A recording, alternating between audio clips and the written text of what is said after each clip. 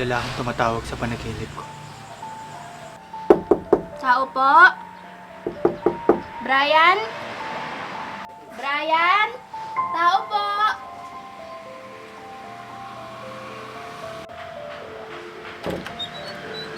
O, Rysel. Halika. Ito, mainit sa loob.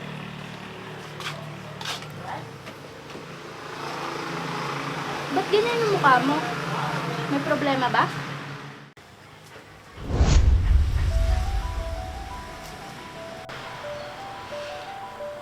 Teka nga, may iba ako. Kamusta pala yung unang araw mo sa trabaho? Ayos lang. Mahirap. Nakakapagod. Pero kaya naman. Nako, pagtiyagaan mo na. Lalo na marami tayong bayarin sa school. Para hindi ka na manghingi kay Tita Ruby. Kaya nga, Rysel. Yun din yung iniisip ko. Pagbutihan mo na lang sa trabaho para tuloy-tuloy ang kita mo. Oo. Yun naman yung gagawin ko.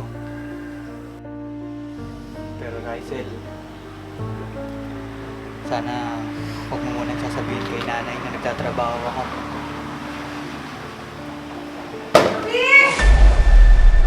Ate Ruby, tinatawag ka ata ni Madam. Ruby! Sige. Ikaw muna bahala dito, Sige. Madam, bakit po? Kanina pa kita tinatawag Bakit hindi mo ba naririnig? Madam, may ginagawa po kasi ako. Kahit na! Dapat isang tawag ko lang, lumalapit ka na! Opo. Nasaan na yung pinabili ko kanina?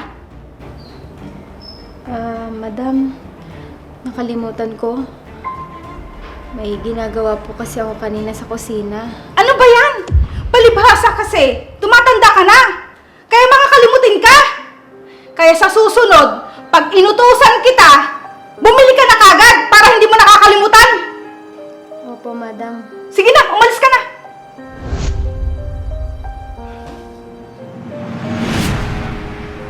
Bakit ayaw mo sabihin? Ayaw mo yun? Makakatulong ka sa kanya. Matutuwa yun. Ayaw niya kasing nahihirapan ako. Kaya nagtrabaho na lang siya para masuportahan yung pag-aaral ko. Sige. Hayaan mo. Hindi ko nasasabihin sa kanya. Siya nga pala. Bukas pumasok ka ha. Baka may quiz tayo. Oo, sige. Salamat sa paalala. Papasok ka ba ngayon sa trabaho? Oo naman. Mag-almusal lang ako, tas maliligo na rin. O siya, sige. Alis na rin ako. Kinamusta lang kita. Baka kasi sabihin ni Tita Ruby, hindi na kita pinupuntahan dito. Sus, palagi ka nga nandito eh. Parang ayaw mo Pero salamat kasi nandiyan ka. Kahit wala si nanay, hindi mo ako iniiwan. Oo naman. Simula pa nung mga bata tayo, di ba? O siya, sige. Alis na ako. O sige, kaya mo bukas, ililibre kita. Sus, sabi mo yan Oo na, ingat ka.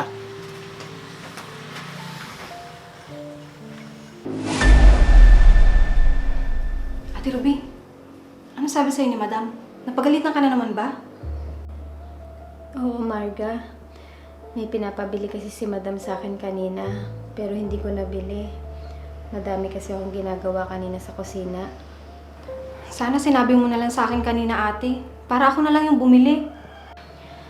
Hayaan mo na, Marga. Kasalanan ko din naman. Sige na, bumalik na tayo sa mga ginagawa natin. Sige, ate.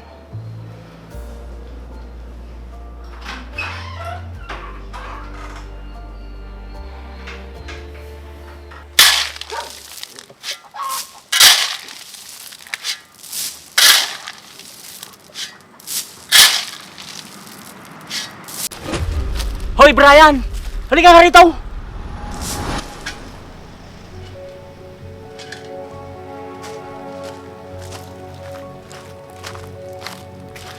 Bakit po, sir? Hanggang kailan ka matatapos dyan? May hahakutin pa tayo doon! Sayang lang binabayad ko sa'yo. Bilis-bilisan mo naman kumilos. Napakakupad mo. Sige po sir, bibilisan ko po yung pagtapos dyan. Sir, baka pwede pumunta ko muna ako sa tindahan. Nagugutom na kasi ako. Hindi ka pa nga nakakatapos sa ginagawa mo. Kakain ka na? Ano ho kasi sir nagkape lang ho ako. Nagmamadali ho akong pumasok dito. Ano yan? Kasalanan ko pa kung hindi ka nakalmusal? Tapusin mo muna yung ginagawa mo. Kapag bumalik ako na hindi ka pa tapos, malilintikan ka sa akin. Paano kaya ito? Sakit na ng tiyan ko.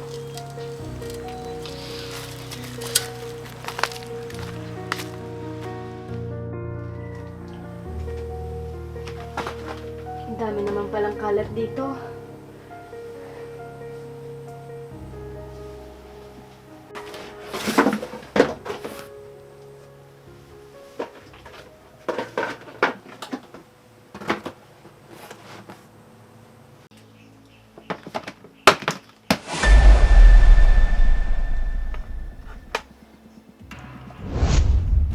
Sino kaya to? Baka siya yung tatay nila, madam.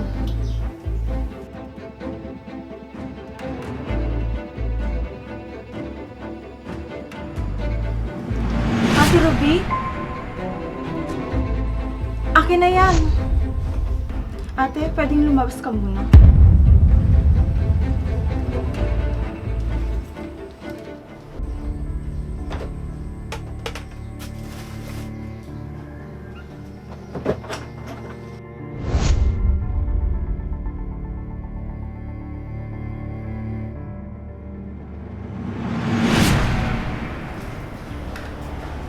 Oh, ate, saan ka galing? Dun sa bodega, naglinis ako. Kaso biglang pumasok si Ma'am Leia. Parang nagalit yata. Bakit ka kasi pumasok doon, ate? Ako nga, hindi nila pinapayagang pumasok doon.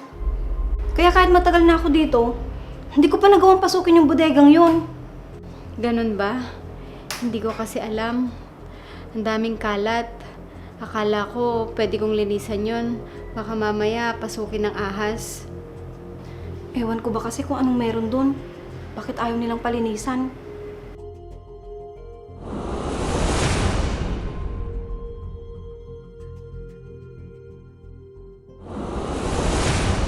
Ate Ruby, nung pumasok ka ba doon, may nakita ka bang kakaiba? May nakita ko isang larawan na isang matanda.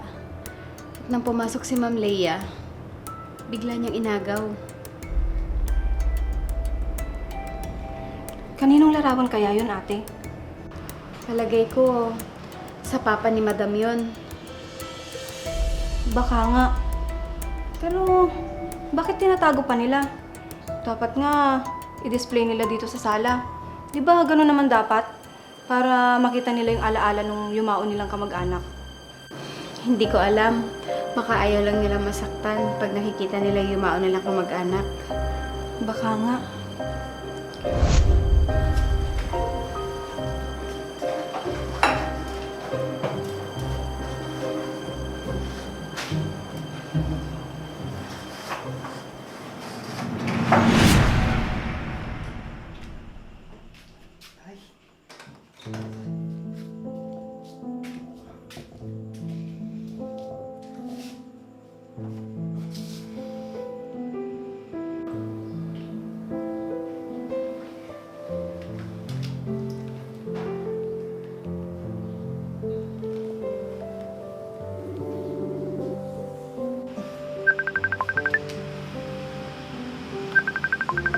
Si nanay. Tumatawag. Hello, Nay. Hello, Brian. Kumusta ka na dyan? Ayos naman po ako dito, Nay. Sigurado ka ba, anak? Di ba, sakto lang yung binibigay ko sa'yo?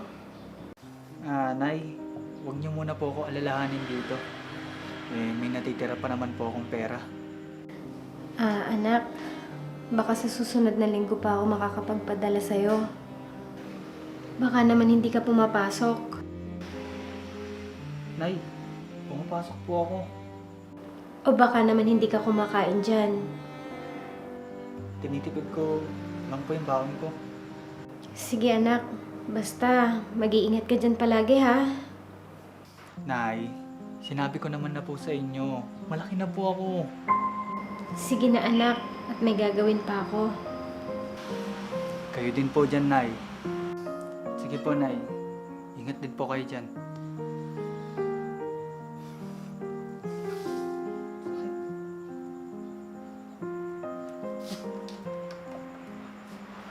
Ruby! Madam, Bakit hindi mo plinansya ng maigi itong damit ko? madam, ulitin ko na lang pong planchahin ngayon. Alam mo bang may lakad ako ngayon? At nagmamadali ako?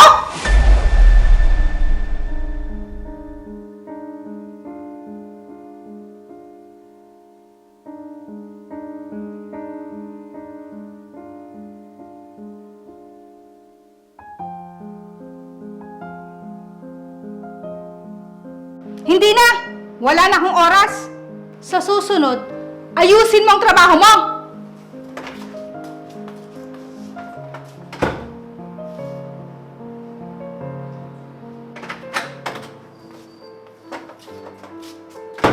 O, ito! Labahan mo! At ayusin mo ang pagpaplansya niyan!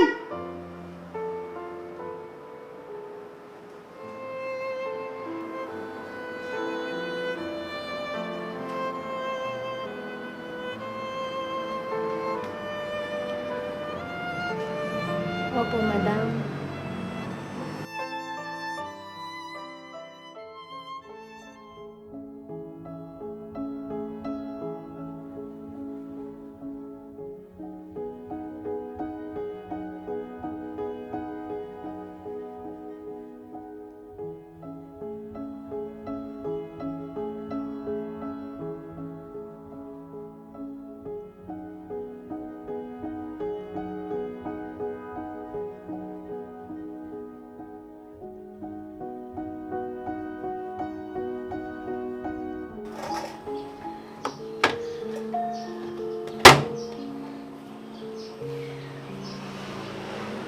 Kaya ko to. Para sa pangarap ng anak ko. Magtitiis ako para makamit niya ito.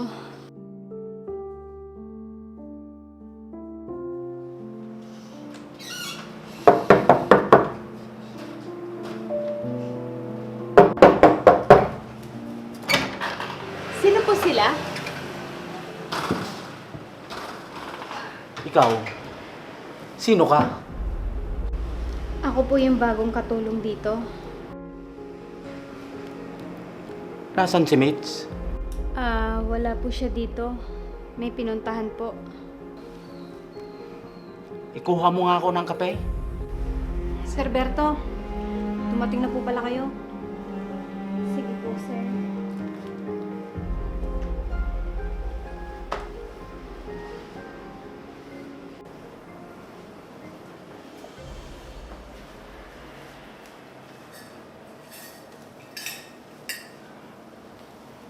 Ganun lang talaga yan. Uuwi lang yan dito kapag may kailangan kay Ma'am Mitch. Ganun ba? Saan ba nakatira yan? Doon siya sa probinsya nakatira. May pinatayo siyang negosyo doon. Pero ewan ko ba kung bakit humihingi pa rin siya ng pera kay Madam. Bilisan nyo na! Ang kape ko! Nasaan na? Sandali lang pala. Magtitimpla muna ang kape niya. Sige, bilisan mo Ate Ruby. Kape lang! Napakabagal nyo pag ibigay sa akin! Sir, ito na po yung kape niyo.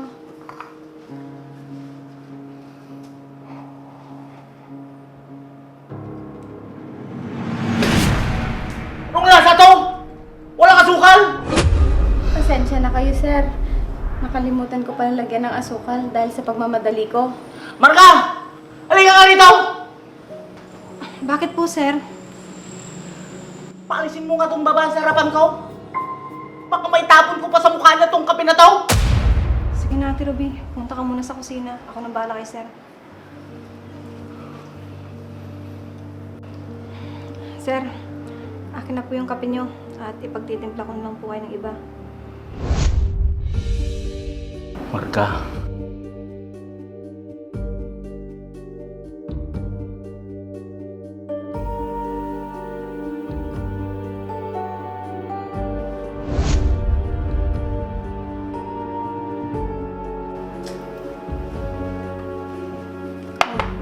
Bakit ganyan ang itsura mo?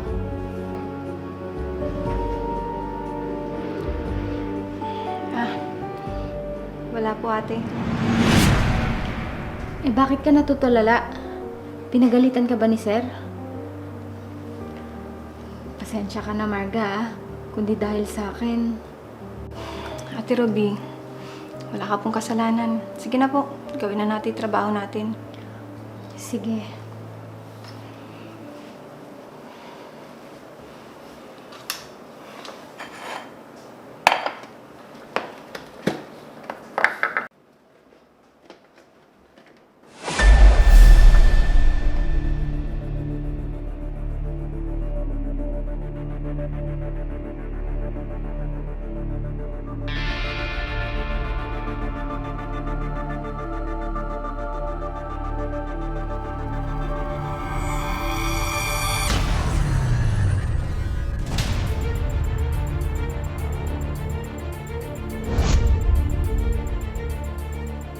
Ay sir, nandiyan na po pala kayo.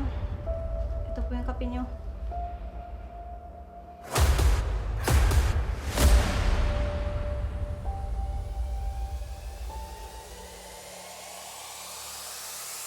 Parang may kakaibang titig si Sir Berto kay Marga. Sige sir, may gagawin pa po ako.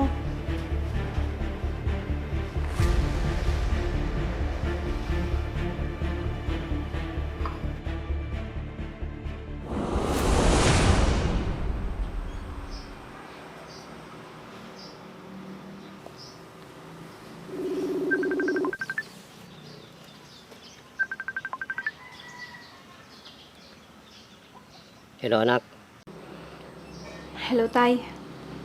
Kamusta na po kayo dyan? okay naman ako. Salamat pala sa padala mo nung isang araw. Binili ko na ng gamot. Tay, huwag ka pong magpasalamat. Obligasyon ko po na tulungan ka. Tayong dalawa na lang po yung magkasama. Kaya dapat, inumin niyo po yung mga gamot niyo ha. Oo anak, mag-iingat ka palagi dyan ha. Opo tay. Anak, may sakit ka ba? Wala po tay.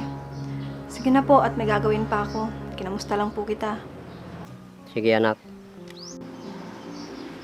Mag-iingat ka po dyan tay ha. oo, ikaw din anak.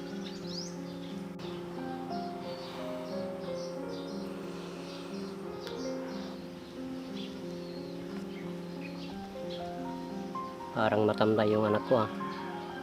May problema kaya siya. Oh, Marga. Bakit ganyan yung mukha mo? Wala po ate. Namimiss ko lang siguro si tatay. Pareho tayo. Namimiss ko din yung anak ko. Pero ganun talaga. Kailangan natin magtiis para sa kanila. Kaya nga ate. Si tatay kasi may sakit. Mahal yung gamutan niya. Tapos, kailangan pa niyang magpa-check up buwan-buwan. Kaya, malaking pera ang kailangan niya.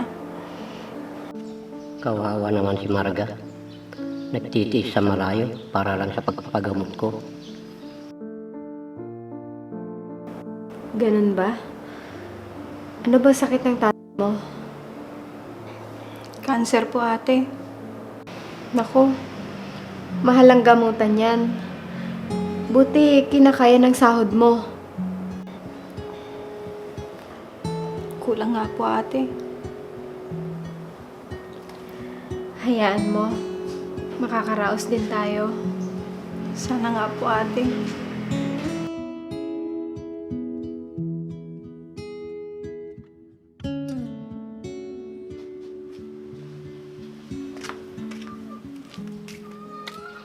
Romeo. Oh, kumusta na po kayo? Ikaw pala. Ito, medyo okay naman.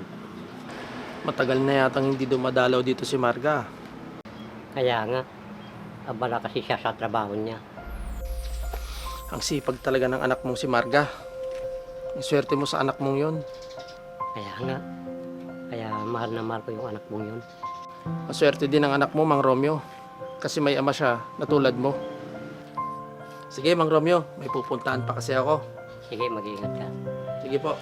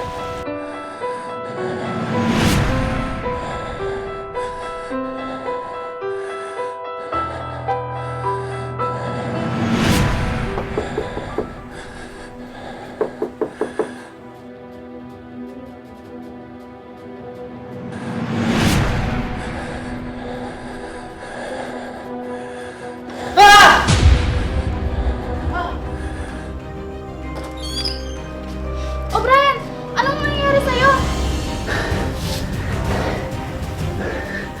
Nanaginip ako, Raizel. O bakit? Ano naman yun? Isang batang lalaki. Ewan ko. 2 beses ko na siya napapanaginipan. Sino naman yun? Wala, Raizel. Hindi ko siya kilala.